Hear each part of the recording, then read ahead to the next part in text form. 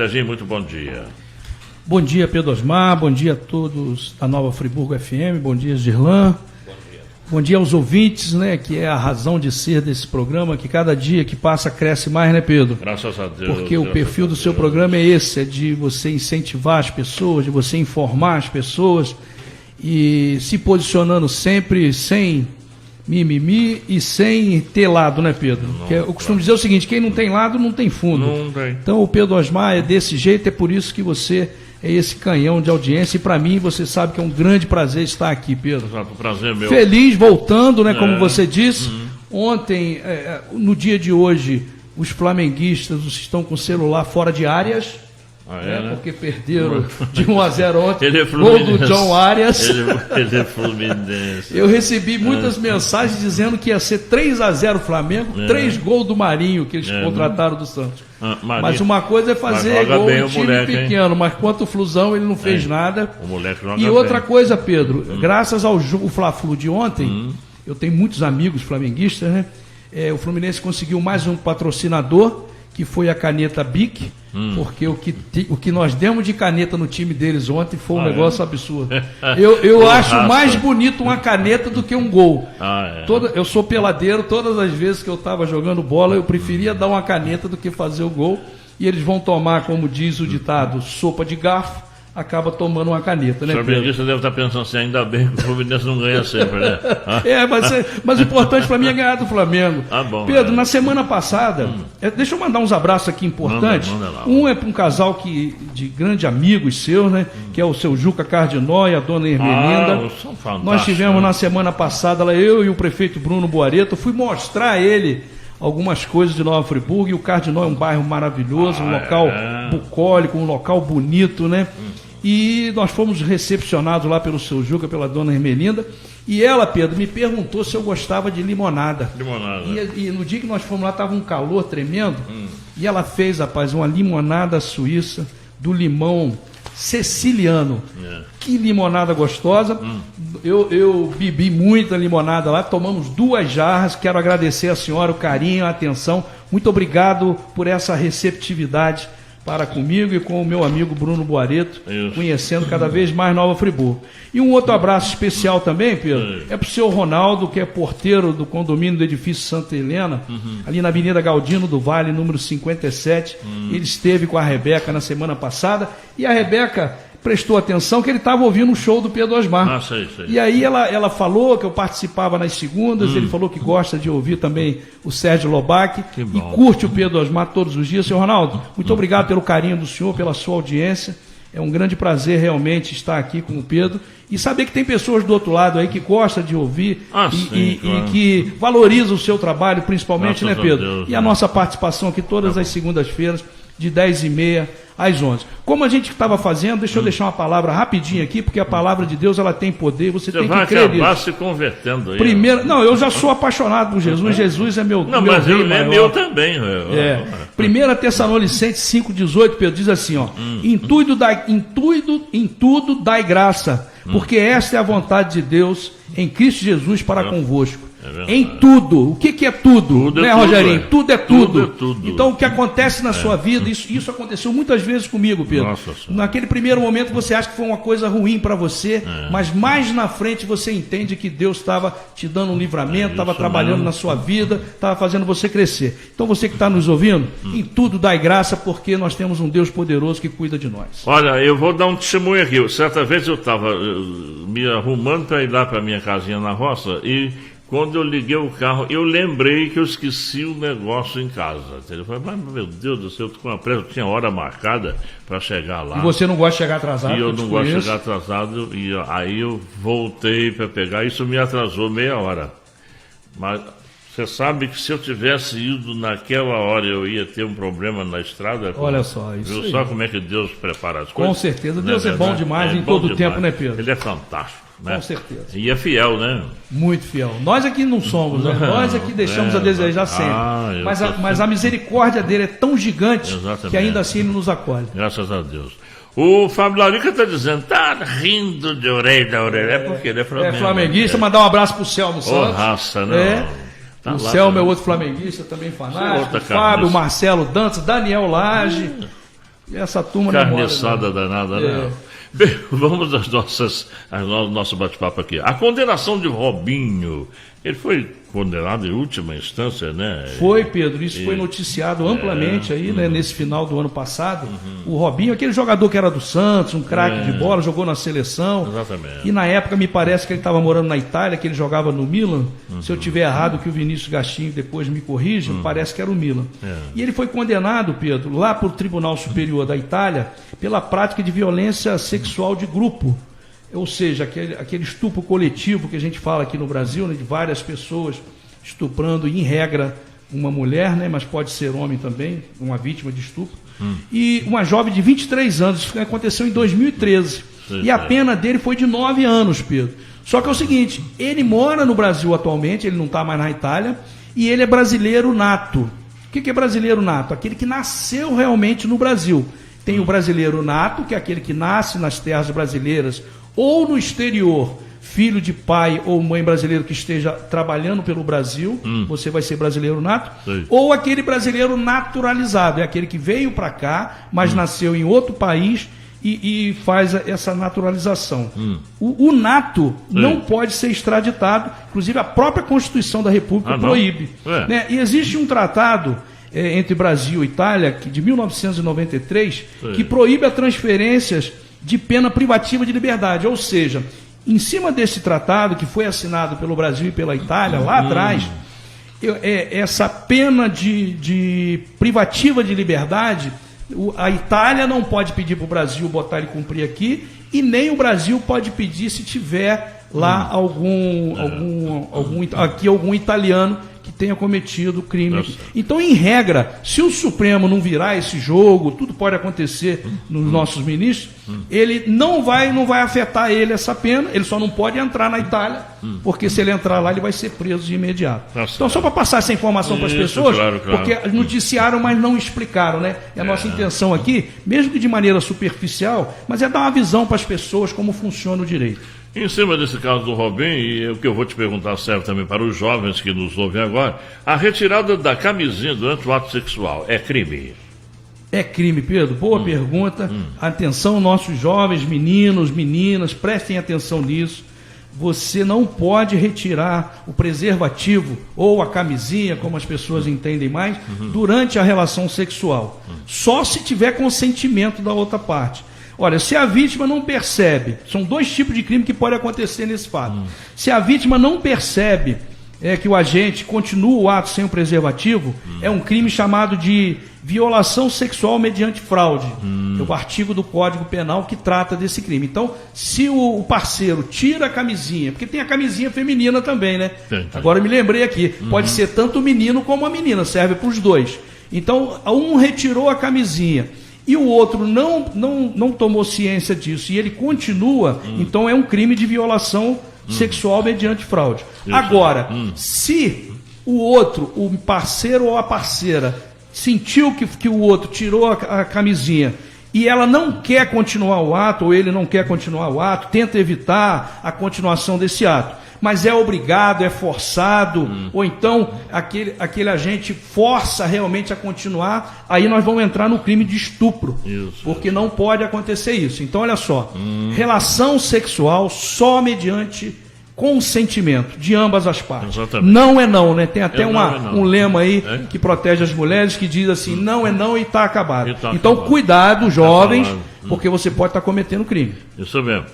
Eu queria que você falasse sobre os 5 tipos de violência da Lei Maria da Penha. Violência contra a mulher. Contra a mulher, que protege, né, as mulheres, a Lei Maria da Penha, a famosa Lei Maria da Penha, que realmente veio há bom tempo. Ela está sendo ainda... nós não temos uma efetividade grande, mas muitos avanços aconteceram e essa lei foi muito importante para isso. É uma lei muito moderna, inclusive respeitada no mundo inteiro. Essa Lei Maria da Penha recebe elogios, né, de outros países. Bom, tem a violência moral. O que é isso? É caluniar, injuriar, difamar a companheira. Aí existe também, Pedro, a violência física, que é empurrar, chutar, amarrar, bater. é outro tipo de violência que a Lei Maria da Penha não permite. A sexual, pressionar a fazer sexo, exigir que pratique alguma coisa que a mulher não gosta durante o ato sexual, isso é uma forma de violência também, né? Outra forma de violência é negar o direito ao uso do contraceptivo. Às vezes a parceira quer tomar o contraceptivo, que ela não quer engravidar, e aí o marido ou o companheiro obriga que ela não tome, também isso é uma forma de violência. A violência psicológica, Pedro, que é humilhar, insultar, isolar a companheira, perseguir, ameaçar, né? Inclusive existe aquele crime de perseguição que nós já detalhamos aqui no passado. O crime patrimonial, que a Lei Maria da Penha também protege, é reter o dinheiro da companheira.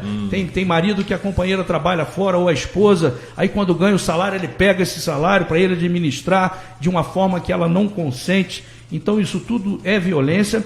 E destruir ou ocultar seus bens, né, no caso patrimonial, e objetos, não deixar que a mulher trabalhe, ela quer trabalhar para ter o dinheiro dela, para ter a liberdade dela, e o companheiro ou o marido não deixa. Isso são formas de violência que as mulheres encontram amparo na famosa Lei Maria da Penha. Olha, o Marcelo Dantas e Dona Bárbara Moura, está esperando neném, Dona Bárbara. Isso aí. Vida.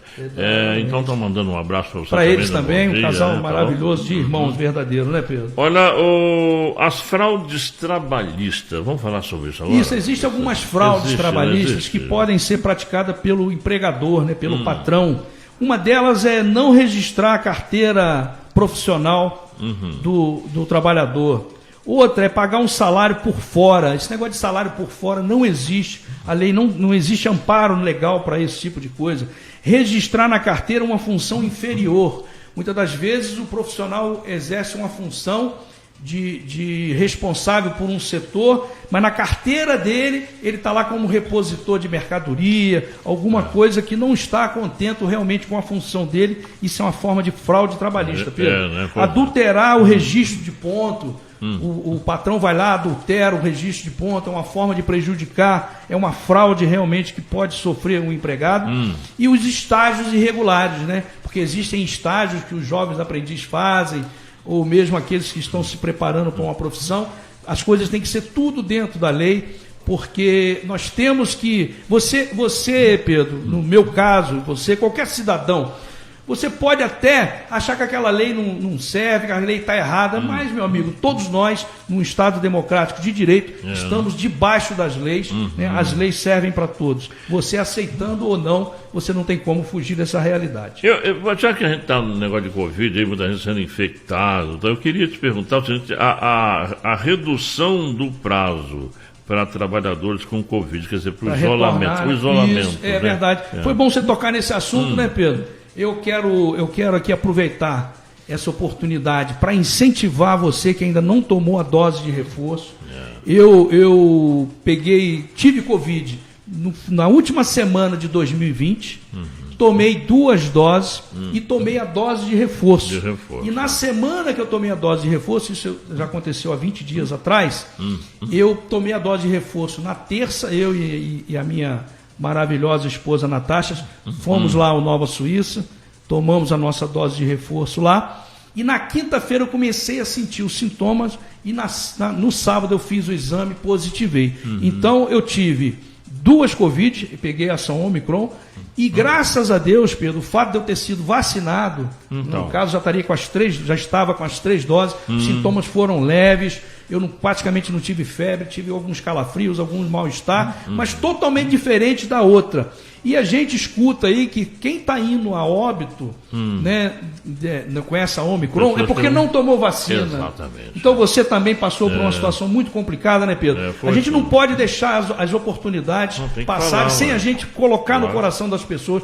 Por favor, faça a sua parte, tome vacina. O Pedro falou aqui anteriormente, é bem provável que a gente vai tomar vacina de Covid todos os anos, igual acontece com a gripe, porque o vírus sofre a mutação. Agora nós temos que fazer a nossa parte. Esquece esse negócio que vai virar jacaré, que a criança vai morrer, que a criança vai passar mal. Por favor, cada um fazendo a sua parte. Então, na verdade, esse isolamento era de 14 dias. E saiu agora uma portaria dos Ministérios do Trabalho, em conjunto com o Ministério da Saúde, que determina de 7 a 10 dias esse prazo de afastamento. o que eu aconselho, o que eu fiz? Eu fiz os 2 exames, fiz um que deu positivo, fiquei em casa, deixei de vir aqui ao Pedro. Inclusive, eu quero te agradecer a sua compreensão, Pedro. Você realmente é um grande irmão, mas não foi a minha vontade. Eu gosto muito de estar aqui com você todas as segundas. E fiquei em casa, depois eu fiz o exame, não tinha mais como contaminar ninguém, aí eu retornei a minha vida na semana passada, tudo certinho. Então é isso aí, agora é de 7 a 10 dias e não mais de 14, conforme determinação dessa portaria. Pedro. Agora, e os trabalhadores com Covid que continuam ainda no local do trabalho? Isso aí ele pode tomar uma justa causa, não? Pois é, Pedro, bom você tocar nesse assunto também. Olha como é que a Covid gera um monte de coisa na nossa vida, né? Muda muito a nossa vida. Existem várias decisões de tribunais em vários estados que reconhecem a justa causa trabalhista para aquele empregado que, mesmo sabendo que está com a doença, continuou indo para trabalhar como se nada acontecido. Qual é a alegação, Pedro? Colocou em risco a saúde do próximo, a saúde dos trabalhadores que estão ali naquele mesmo ambiente. Então, muito cuidado.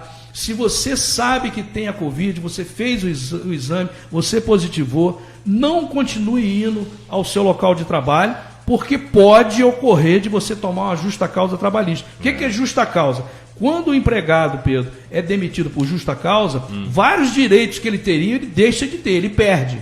Então, é uma situação muito complicada e ainda é uma situação difícil para no futuro você conseguir um outro emprego. Então, se você está com Covid, pega o atestado, manda para a empresa e só retorne ao trabalho assim que você estiver 100% curado, porque nós temos que pensar no próximo, né, Pedro? O uso da máscara é isso, é para eu me proteger e proteger o próximo. A Covid precisa que todos nós estejamos juntos para derrotar esse vírus aí de uma vez por todas.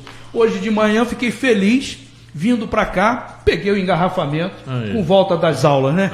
Eu falei assim, eu estava indo no Canto e Clube, quero mandar um grande abraço pro professor Daniel Lage. Comecei a praticar judô hoje, Pedro.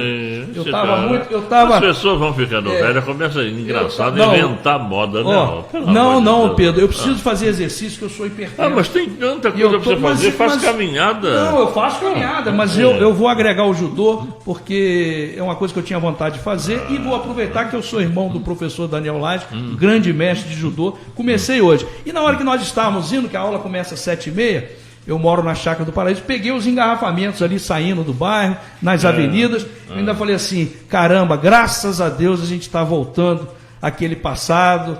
Que bom reclamar que nós estamos presos no trânsito, Rogerinho, porque as crianças voltaram para estudar presencialmente, os nossos adolescentes. Então, graças a Deus por isso aí. Nós estamos no caminho certo para vencer a Covid.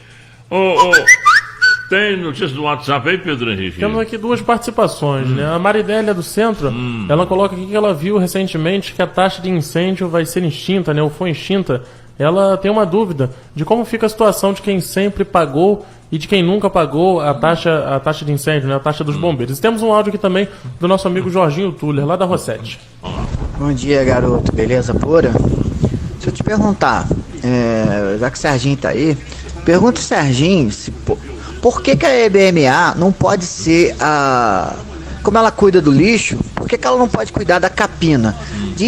Corre aí na cidade que a EBMA tem um contrato que ela poderia fazer essa capina. Por que não pode ser feito? Porque, se ela cuidar da capina como cuida do lixo, nossa cidade ia ser uma cidade limpíssima, né? Muito bem tratada, né? Tá vendo? Legal. Vamos lá. Aliás, nós já estamos aqui falando há 2 meses que ano que vem termina o contrato da EBMA. E não é um contrato fácil, né? É verdade. Isso que esse moço está sugerindo, em Campos é feito isso. Lá, a Queiroz Galvão, lá em Campos, ela roça, capina, ela limpa a rua, faz tudo. Primeiro vamos responder da taxa de incêndio. Ela pergunta assim, quem já pagou ou quem nunca pagou? Eu vou ter que ver qual foi a decisão do governo do estado. Eu não tenho essa resposta agora, mas prometo que eu trago na próxima segunda-feira sem falta. Eu acho que porque quem já pagou, acabou para lá. E quem não pagou não vai poder cobrar. Agora eu quero saber realmente se eles extinguiram, que aí vai fazer o diferencial, se daqui para frente ninguém mais vai pagar. Que eu sei, Pedro, a verdade é o seguinte, dona Marileia, existe muito dinheiro no corpo de bombeiro, que é dessa taxa, mas muito dinheiro. E o governador tem que arrumar uma forma de pegar esse dinheiro e aplicar em outro local. Inclusive, esse dinheiro que seria responsável por aquele quartel que, enquanto eu estava como deputado estadual, consegui para Lumiar de São Pedro da Serra. Nós conseguimos lá, junto com os moradores, o local, que é o terreno, uma doação, e o bombeiro ia construir um quartel lá com toda a estrutura, porque daqui a Lumiar são 35 quilômetros, Pedro. Acontece acidente lá, afogamento, isso afugenta os turistas. Eu quero agradecer a Águas de Nova Friburgo, que atendendo a um pedido nosso, instalou já o hidrante lá em Lumiar. Se não tiver o hidrante lá, não adianta, vai ter que vir aqui para carregar o caminhão com água. Então, fecha. E eu gostaria de pedir agora aos vereadores, ao prefeito, que ele desse continuidade nesse projeto. Eu reputo de extrema importância um quartel avançado do Corpo de Bombeiro para atender o 5º, 7º distrito e a Serra Mar, que vai até Casimiro de Abreu. Em relação à coleta do lixo, isso é um serviço concedido, que vai vencer no ano que vem essa concessão. A prefeitura pode fazer uma nova licitação, trazer uma nova empresa, ou essa empresa que já está aqui, ela vai participar do certame com certeza. Aliás, tem um trabalho excelente. Exatamente. Né? Pedro, eu sou a favor do Estado mínimo. Eu sou a favor de você poder terceirizar tudo aquilo que vai te dar o resultado. E essa ideia eu vejo com bons olhos. Seja a própria Queiroz Galvão fazendo, ou uma outra empresa fazendo a capina e limpeza e a varreção de ruas. Por quê? Hoje o serviço público ele está muito capenga. A Secretaria de Serviço Público, o quadro de servidores, os quadros de funcionários é muito reduzido. Ela não dá conta de cuidar da cidade. Eu entendo que deveria terceirizar, porque você paga o imposto para isso, é para você ter o serviço funcionando. Então, eu sou a favor desse ouvinte que participou aí falando dessa ideia. Para mim é uma excelente ideia e o prefeito, eu gostaria que ele seguisse esse caminho. As faltas injustificadas durante o ano, elas podem reduzir as férias do trabalhador? Podem, Pedro. Depende da quantidade de faltas, a gente vai explicar aqui, que é tipo que meio uma tabelinha. Vamos supor, se no período de um ano o empregado faltou até 5 dias, ele vai gozar os 30 dias de férias, normal. Agora, de 6 a 14 dias, ele vai ter 24 dias de férias, ou seja, vai perder 6 dias de férias. De 15 a 23 dias, ele vai ter 18 dias de férias, ou seja, vai perder 12. De 24 a 32, Pedro, ele vai ter apenas 12 dias de férias. Então, é importante você evitar falta injustificada. O que é isso? É você não ir trabalhar e não levar um atestado. Muitas das vezes, Pedro, eu sempre falo aqui e reforço, a boa relação entre o patrão e o empregado. Eu entendo que a boa conversa é melhor do que briga, é melhor do que atrito. Então, se você faltou, às vezes você precisa de fazer alguma coisa, ir a um cartório, resolver algum problema seu, converse com o seu empregador e diz o seguinte: ao dia que o senhor precisar que eu fique depois da hora, o senhor pode contar que eu vou ficar, ou vim aqui num sábado de manhã. Essa relação tem que ser uma via de mão dupla, bom para os dois lados, tanto para quem paga os salários, paga os impostos, que é o empregador, tanto para o empregado que dá lá a sua força de trabalho e faz o seu trabalho com melhor maneira e melhor desempenho. Então, o ideal é que você evite as faltas injustificadas, Pedro.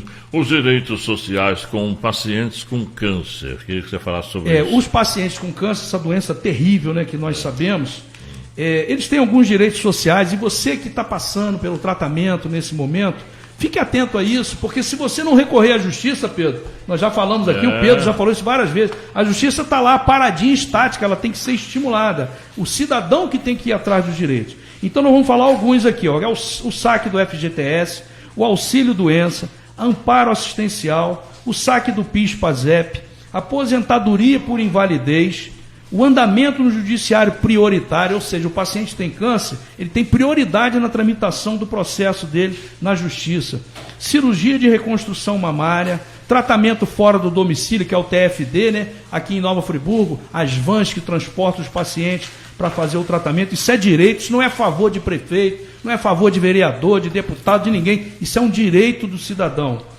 Quitação de financiamento da casa própria, você que tem uma casa financiada no seu nome, se você foi acometido pelo câncer, você tem que ir lá no banco que você fez esse financiamento e cobrar lá a quitação do seu empréstimo. Diagnóstico e tratamento de remédio, tudo pelo SUS. A isenção de IPI na compra de veículo adaptado, que é o imposto de veículos, de produtos industrializados. Você vai comprar com aquelas vantagens que os taxistas também compram, tem a questão do ICMS também, você não vai pagar nem o IPI, nem o ICMS, a isenção de imposto de renda na aposentadoria. Então você que está passando por esse problema, corra atrás do seu direito, porque não é favor, você não precisa ficar pedindo favor a ninguém, vai atrás do que é seu. Olha, eu queria que você tirasse uma dúvida, tem muita gente que fala, eu conheço um amigo que dirige só descalço, conheço outro que só dirige de tênis, o outro só de chinelo. Dirigir de chinelo ou descalço, qual a melhor opção? Boa pergunta, Pedro. Eu às vezes, estava assistindo televisão, quando tinha aquela greve dos caminhoneiros, e eu vi que o caminhoneiro descia de chinelo. Ele está dirigindo uma carreta, né? Gerlando está concordando comigo aqui, uma carreta com toneladas de mercadoria ali atrás, e ele de chinelo. Na verdade, Pedro, ele está infringindo o Código de Trânsito Brasileiro no artigo 252, que estabelece que é infração média dirigir usando calçado que não se firme nos pés ou que comprometa a utilização dos pedais. Então é melhor você dirigir descalço. Descalço você pode dirigir. Agora, de chinelo ou de sandália, não pode, Pedro. Se o policial observar que você está dirigindo de chinelo, ele vai te multar com base nesse artigo 252, que é uma infração média. Então, as pessoas fazem muita confusão em relação a isso. Cuidado, segurança é tudo, né, Pedro? E você com chinelo, você não vai conseguir acionar o pedal de freio com a pressão necessária, pode escorregar, o chinelo pode sair do seu pé. Então, é uma série de coisas que podem ocorrer. Então, por favor, você que está nos ouvindo, não esqueça, é melhor descalço do que de chinelo. O ideal é que você tenha um sapato confortável, direitinho, um tênis, para você se proteger, porque muitos acidentes acontecem por causa disso. As mulheres que gostam de dirigir com salto alto, cuidado com isso, que às vezes acaba saindo ali, te dá um problema. Nós temos que preservar a saúde e a segurança de todos nós. E no trânsito, Pedro, a direção defensiva faz toda a diferença. Se cada um fizer a sua parte... Você fez a direção defensiva. Eu tenho vários cursos de direção defensiva. Como eu viajei de carro para o Nordeste no final do ano, eu até estava falando com o Natasha. Quando eu vejo um carro já vindo em minha direção, lá tem aquelas retonas grandes, né? Eu já prevejo o que eu iria fazer se ele vier na minha direção, para qual lado eu iria sair ou não. Chega a ser até meio paranoico no meu caso. Mas é importante, segurança é tudo. Você tem que dirigir esperando uma reação do outro motorista, para você não ser pego de surpresa, né? Você mesmo noticiou aqui a tristeza do acidente no final de semana lá no 3º Distrito, uma jovem de 19 anos, né? Mas teve a sua vida depois teve um parente dela que ligou aqui para o Pedro Henrique e disse que ela estava devagar na moto dela. A gente não está entrando no mérito, não, né, eu Pedro? sei, que o carro é que foi em cima dela. Então, não, porque eu tinha dito aqui que 80% dos acidentes tem moto envolvida, é isso que eu disse. Mas você falou certo. Não é verdade? Se nós formos no Raul Sertã, na ortopedia, de 10 pacientes, 9 foram acidentes de motocicleta. Ele ressaltou isso, que é muito perigoso. Moto é perigoso. É perigoso. O motociclista tem que tomar mais cuidado ainda. Porque realmente o para-choque é a perna dele, eu costumo falar. Todas as vezes que a gente recebe lá em casa uma entrega de um motoboy, que é uma profissão importante nesse contexto, eu digo, pelo amor de Deus, vai devagar, toma cuidado. É melhor você perder 1, 2, 3 minutos na sua entrega do que a sua vida. E outra coisa, Sérgio, que eu falo sempre é a questão dos capacetes. Nem todo capacete está dentro das normas para aguentar o tranco de uma batida. Verdade. O capacete tem que ter lá o selinho do Inmetro garantindo que ele passou por essa revisão. Meu irmão, muito obrigado por você ter vindo. Pedro, passa rapidinho, né? Obrigado a você, foi um prazer estar aqui. Vamos agora o ano todo juntos. Se Deus permitir, Deus vai permitir sim. Um abraço para todos. Tá bom então. Terminou? O show Que beleza. Mas tivemos...